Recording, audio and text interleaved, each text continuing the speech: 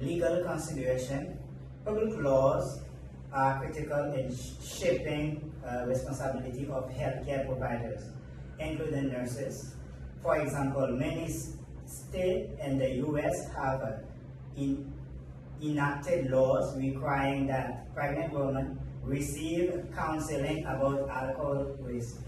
In some Caribbean countries, similar initiatives are on the way to disseminate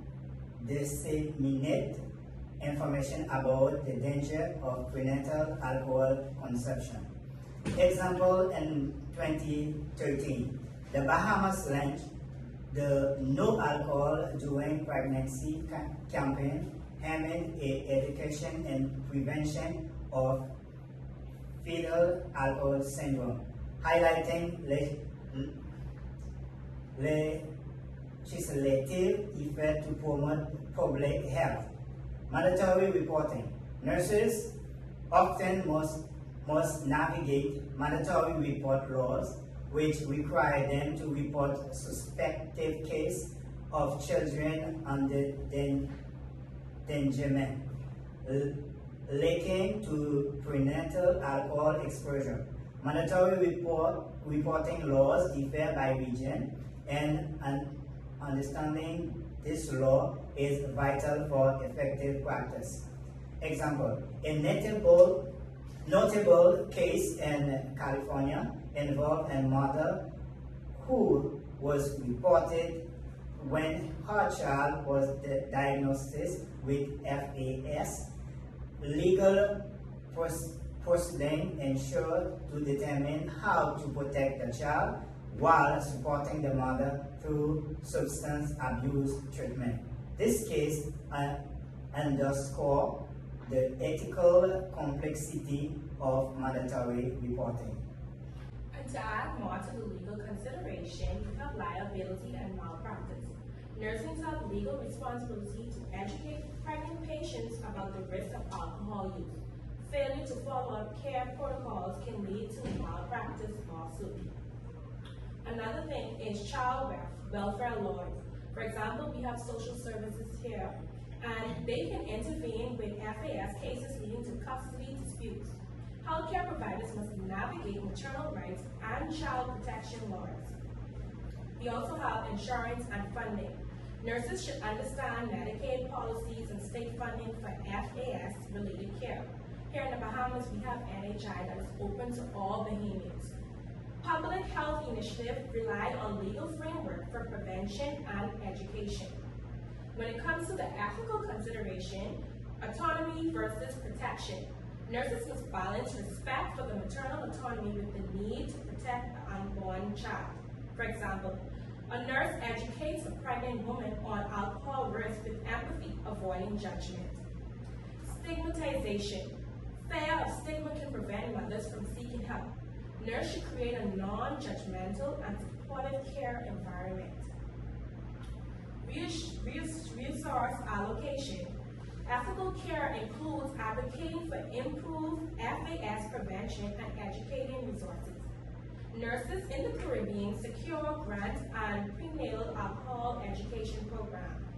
Research ethics.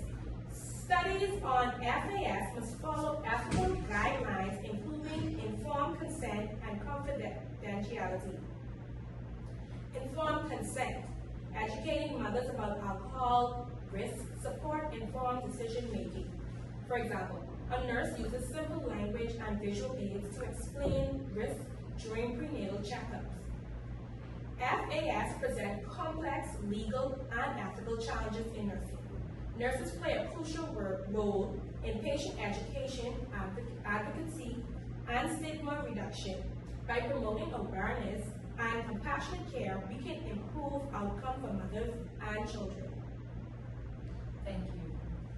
All right, so next we have our pediatric nurse, Ms. Vante Hepburn, and she will be speaking to us about the nursing management for mothers and newborns.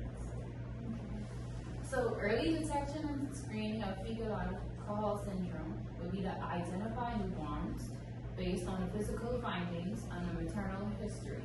And then from there we will collaborate with the pediatrician and the social workers.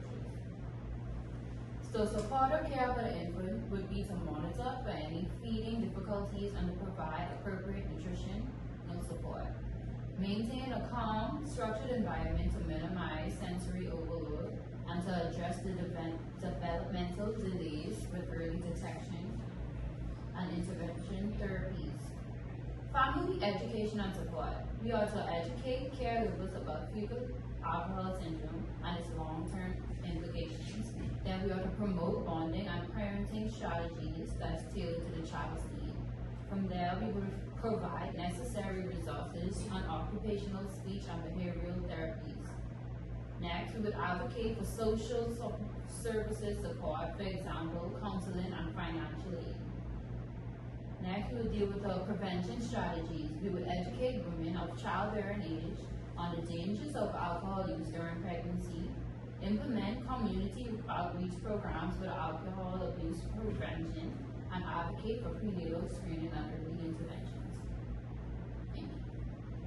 Very important and useful information, Sarah. Thank you so much. So next we have Ms. Mingo, and she is our OBGYN that will be speaking to you guys about the medical management for mothers and newborns. The medical management comprises of a comprehensive assessment, including both physical, neurological, and developmental evaluations, which is necessary to diagnose fetal alcohol syndrome. Early interventions such as physical and speech therapy, along with special education services, are crucial in improving developmental outcomes and minimizing behavioral and cognitive impairments. Children with FAS often experience growth delays affecting both physical and cognitive development, requiring nutritional support and, in severe cases, hormonal therapy. Regular monitoring of developmental milestones ensures timely intervention for delays in language and motor skills. Behavioral and educational support is essential, with individualized education plans, behavioral therapy, and special education services helping to manage cognitive deficits, impulsivity, and social challenges. Mental health professionals address co-occurring conditions like ADHD, anxiety, and mood disorders, sometimes requiring medications such as stimulants, antidepressants, or antipsychotics, which must be carefully monitored. Family and social support play a key role in managing FAS, with counseling, support groups, and social services aiding caregivers. As individuals with FAS transition to adulthood, ongoing education, therapy, and vocational training help promote independence and improve quality of life. Thank you, Ms. Mingo. So lastly, we will be speaking with our pediatric surgeon, Ms. Robinson, and she will be educating you guys on the surgical management for mothers and newborns. Okay, so fetal alcohol syndrome is primarily managed through supportive care, therapy, and symptom management rather than surgery. However, some children with fetal alcohol syndrome may require surgical interventions for associated congenital anomalies. Some of these include craniofacial surgery. Children with fetal alcohol syndrome often have characteristics of facial abnormalities, such as a smooth philtrum, thin upper lip, and small palpebral fissures. Cleft lip and or cleft palate repair may be required to improve feeding, speech, and appearance. Jaw or mid-face reconstruction for severe growth deficiencies affecting function and aesthetics. Orthopedic surgery. Children with fetal alcohol syndrome may have limb abnormalities or congenital joint deformities. Surgical corrections of limb deformities, for example, clubfoot or scoliosis, can improve mobility and function.